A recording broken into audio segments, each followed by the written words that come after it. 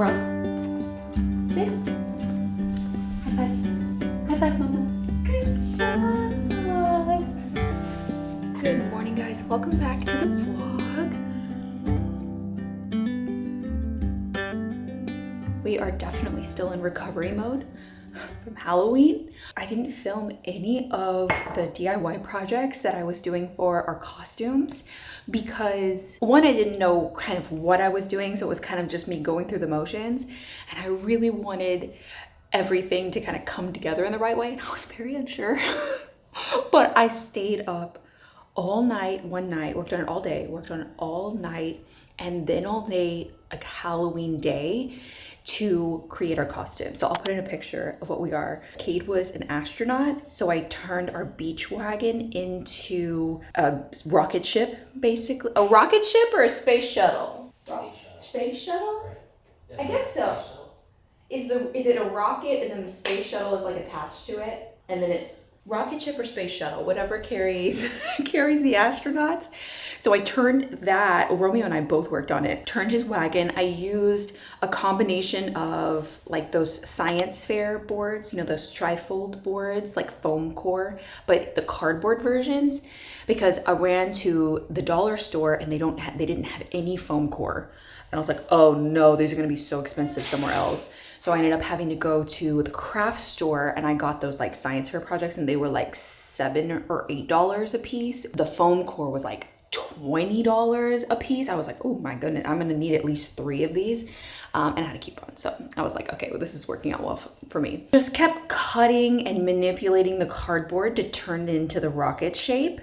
And I used like packing tape to kind of stick it initially. I don't know, I just kept building. I kept looking up different pictures of rocket ships, and then I used electrical tape, which is black, to make all of the kind of like fine-tuned details on it, like the front, the nose, and kind of hide all the seams. That's really when it took it to the next level, is having all of that electrical tape. So that was a good touch. And it was black and it was a little bit shiny, so it really went. We really wanted to light it up. So I had this idea to put puck lights in the back of these kind of like cylinders, like these tubes that I would create, and then have cellophane in orange and red come out of that, so it looked like flames, but the puck lights would kind of like flicker. It's the ones that we were using for like the Halloween pumpkins outside, and they would flicker. They looked so cool at night, but I kid you not, this whole rocket ship space shuttle would not have been the same if Romeo last minute was like, we need more lights. He ordered strip lights that would change kind of pattern and kind of strobe, and we put them around the wing the day of Halloween. It looked so good. It was just like taking it to a whole nother level. So Cade was an astronaut, but I didn't want us to be I didn't want to be an astronaut. So I was like, what if we were like futuristic aliens in a sense, but like kind of like futuristic humans? Like imagine we were from like year 2200. So I wanted us to be all in silver. So we ordered all of these parts, and then I ordered this silver for costumes. It's like a silver foam, and I was able to cut that up and make us like kind of like shells and details and like strips. Oh, and Kinsley was a space dog, so we put like a little like silver collar on her just for the picture. She didn't come out with us for Halloween, and I didn't want her to wear that all the time and choke, so we just put it on for the picture. And I had a wig, and I had sparkles in my face, and I had space. We went all out, and we got really good responses to our costume. We always go to this like big street and like kind of walk and trick or treat, because obviously Cade cannot eat candy, so it was really for us, and we didn't need any candy. So I was like, we're just gonna come for the vibes and hang out and walk out. But we walked so much. I was so sore. I don't know if it was the combination of like doing all of the DIY projects to lead up to Halloween and then walk. It was all a lot. We also popped into our friend's house that live on the street, and we had a party there, like a pre-Halloween party with the babies. So that was really fun too. So all in all, a very successful Halloween. We kind of stressed about what we were going to be for like 2 months, thinking about it. We went back and forth on a couple of different things, and I was like, I just feel like I want it to be very chic and elevated. I had this vision. I just didn't know what to do, but it really came together. I even asked ChatGPT to come up with our story, and it wrote this thing. I'll like put it in the screen so that you can read it, but it was like a long thing. But it was titled "The Boy Who Found a Family Amongst the Stars." I think that's what it called it. And it went through, you know, just like this boy that was an astronaut that went to another planet and found like his alien parents. That's basically what we were. Was Xenon the Zequel? Was that like in the future, right? Yeah, she wore pink. I did get that comment once, and I was very like, thank you. Like, this was like the best compliment. She's like, you kind of look like Xenon. And I was like, I'm down to look like Xenon. But Xenon wore like a pink underthing, but she had all of those like space shapes. Remember in the beginning of Xenon, she was like diving into the like trash chute for all of these things that she was gonna make, and they were all like space shapes, like silver and stuff. That was kind of what it was giving. Protozoa wore silver. Protozoa did wear silver. Yeah, he had like one long, like it looked like a trench coat, I think. Romeo was so concerned. He was like, am I gonna look like Protozoa through this? I'm like, no, like you look, well, I love Protozoa. And he's like, I don't want to look like Protozoa. So we kept like making his more elevated. I think he looked so chic. So that was our Halloween. I hope you guys had a wonderful Halloween. If you do that thing or celebrate or just the end of October, it is officially November. My whole social media feed is all people putting up Christmas decorations. We're almost there. Not quite there yet. I've got bookshelves to build, you know, so we're doing things in stages. But today, especially just this morning, I'd like to take down all of the Halloween. Just kind of, I already took down our countdown, which we lost Frankenstein for, so we were not able to count down, but it was cute in the kitchen. Got all of the Halloween decorations outside, and I already picked up the webs that I had in the front room. And then I need to run an errand. I'm gonna bring you guys along with me because I hope that this thing that I wanna do works out. I like to pack all of the Halloween up in our new storage finding area, which is above our living room, and have that packed all away really nicely so it's not in our garage. So let's do it.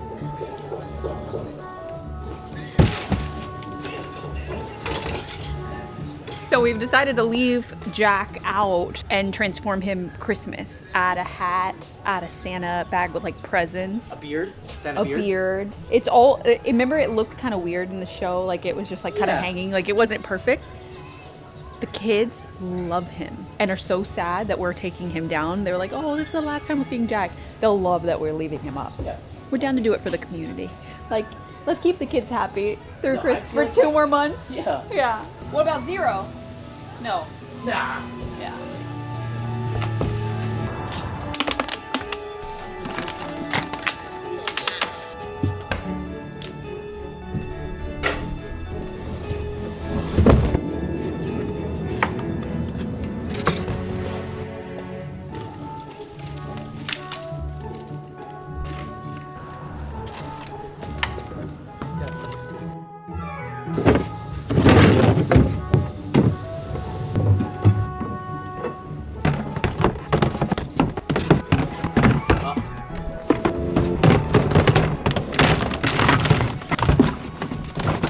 Okay, we got all of the Halloween up into the attic, which is really exciting. But I spent time up there in the attic imagining a future thing. The attic is above our like informal living room, the one that we're making over right now. There are a lot of thoughts about that. I'm like, oh, we could vault the ceiling and have the ceilings higher, you know? That whole room and whole part of the house is an add-on. Because I crawled all the way back into the back of the attic and I can see the old pitched roof that they kind of like joined together. Now I'm on this whole kick of like building onto our house, building up basically, having like a really great primary suite. These are very, very, very future plans if they're possible and when we save for them. Like, not anything right now, but it definitely has me daydreaming about potentially adding a bedroom and a bathroom suite up there. So all the bedrooms would be upstairs, and then we would be able to have the bottom, the one we use for the bedroom right now that's downstairs, as an office playroom of sorts, you know, like, or like a guest bedroom. But basically our house would become 4 bedrooms, 4 potential bedrooms, but we would use 3 of them as bedrooms because we would like to have another baby. And like, you know, like you think about all of those things, but just something that was rolling around in my head as I was packing away Halloween. Very, very not even on the horizon right now, but just something for my brain to think about and ponder about. I did not think I was going to crawl around the attic today, but we got it all packed away. So now I'd like to run to the stained glass store. Not for stained glass projects, for sure. I've never done stained glass. I actually want to look at the glass colors. I want to start developing some new vessel colors and a few other things that I need to color. And it's proven to work a little better if I can find something physical that I really like the color of. The Pantone process, which we've normally done where I pick a Pantone color and then I have our manufacturer work on producing that in glass, has proven to be a little bit more difficult because you never know how those colors are going to translate to glass. We end up making a lot of different colors to just try to nail it. I want to try and make that process better and more thoughtful. So I think if I can find maybe something in glass that I already like the color of and a goal to reach, it's going to make the timeline faster and also the process smoother, and I'm going to get the color that I really, really want in the end. So I want to go see. I feel like stained glass, when I think about it, stained glass is a perfect way to see glass in color. Maybe this is a good avenue to start taking, finding tangible objects that have the right color. At least maybe at the bare minimum, get some inspiration. Okay, we have arrived. It's a small little shop, but I saw online they had tons of glass, like tons of colors, tons of like everything. Also like a studio where you could like make stained glass.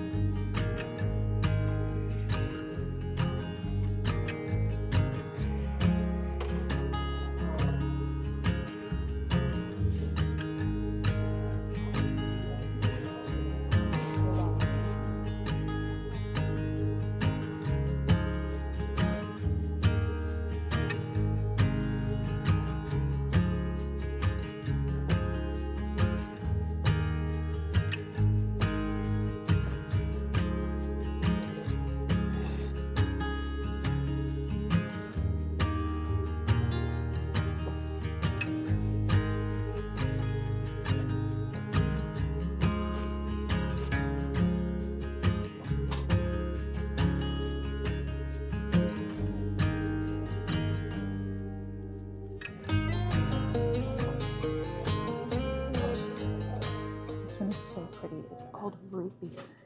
I'm wondering if I could do something like that in glass in the vessels. That would be amazing. Even something like this. I have 2 greens here. Olive and Mystic Medium Olive. They're totally different. I like this one better.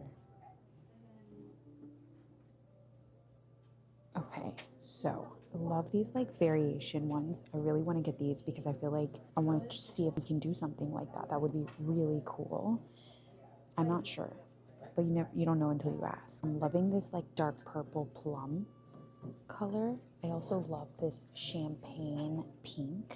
Love this olive green, and I love this midnight blue. Beautiful. These are darker. I've developed a couple of lighter colors, which you guys will see very soon. So I want to develop some more jewel tone, deeper colors. Oh my gosh, there was a World Market across the street, and they have obviously they have all of their Christmas out. Look at these cuties. Like little houses. Look at that. Pizzeria. So much candy. Seriously, this year has flown by. I seriously can't even believe that Halloween's over and it's Christmas and all the things. Like, they have pretty garland. I need to go to one particular store and get some twinkle lights because I am decorating soon. This is all cute, but this is very like candy. I call it candy decorating. Like, it's like very like these kinds of colors. that I don't decorate with, but they're really pretty. Like I can appreciate it. So many ornaments. Look at the bows. They're so cute. Something for Cade's tree. The mushrooms. Oh, he loves basketballs. I have him basketballs though. Nutcrackers. So cute. It's a little bit of a drive to get over there to the glass place. I told the girl, I was like, so I don't do stained glass. And I was like, so I have an unusual question. I've never cut glass before. I've attempted to cut glass once for the panes for these windows in the kitchen when I was redoing them. And I was somewhat unsuccessful at it, but I was trying to shave off a very, you got excited. I was trying to shave off a very small amount and I couldn't really pop it. So I don't think I really set myself up for success there. She actually cut a small piece, exactly what I needed to send for samples, off of these pieces for me. So I was like, you're like so sweet, thank you so much. She's like, yeah, cutting glass is really fun. And I like watched her do it. We were chatting about like she's like, why are you in a stained glass place if you don't do stained glass? Good question. I got the champagne one. I don't know how that will look for the vessels, just as a sample. Not for right now, but just like to have. I don't even know what they're called really, but I love this kind of striated, kind of like water look. Not really the texture in the glass, more the color pattern in the glass. I just thought that was, can you see it? It's kind of hard to see when I'm holding them up, so I got a white piece of paper so you can kind of see. Like, look how cool that is. I don't know. I feel like anything is possible. Definitely gonna send those. This was the first kind of peachy colored one. Before it kind of looked clear, you know, so it's called champagne. Not the texture of the glass. Look at that. Look at it in there. Kind of tortoisey almost. It's called root beer. I think that's so neat. Root beer, amber, granite. It's a granite pattern. That's what she called it, I remember. So definitely gonna send this piece. I honestly wish I would cut this again. I have a glass scorer. Maybe I can. I'll try. This one, really pretty and blue. Love that. This one also really pretty, kind of like plum purple. This one was olive, really pretty. See that? Olive, a really pretty blue, but it was more of like an ocean deep blue. So I thought that one was really pretty too. So the samples that I'll send to the manufacturer will be like this size, and I'll name them so I can keep track of the colors. But that was so much fun getting to go and like just be creative in a creative space. They had like classes going on and I got to like just play with the colors and see what was coming through and let it shine through the light and really get to experience it. That's the first time I've ever tried to do that, to try and find glass samples. So I'm gonna get these together and like make all my notes on them. If you guys enjoyed coming with me, I've got a ton of computer work to do for the rest of the afternoon, and Cade has been sprouting 2 new teeth, so we've had a teething baby. He's been rough. It's been a rough flight. How many days has it been? 4 days. He's feeling a lot better now. Like he's smiling again. He's not so much in pain, but you want to do something, but you just like can't, you know, like, well, you can only do what you can do, you know. Oh, so sad.